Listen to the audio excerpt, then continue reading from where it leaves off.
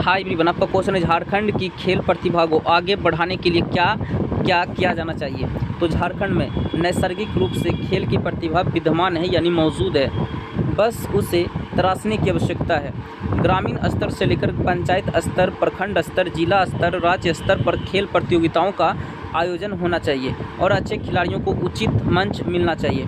उनको राज्य स्तरीय खेलों में भाग लेने के पश्चात प्रयास यह होना चाहिए कि उनकी आर्थिक स्थिति को देखते हुए उन्हें प्रोत्साहन मिले और सुविधाएं मिले, ताकि आर्थिक परेशानी और गरीबी के कारण वे खेल में विमुख ना हो।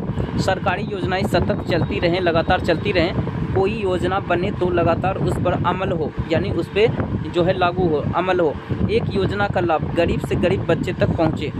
ओके, यह सारी बातें यदि ध्यान में रखी जाए तो झारखंड की खेल प्रतिभा को संवारी जा सकती है। So thank you, like share subscribe. So thank you.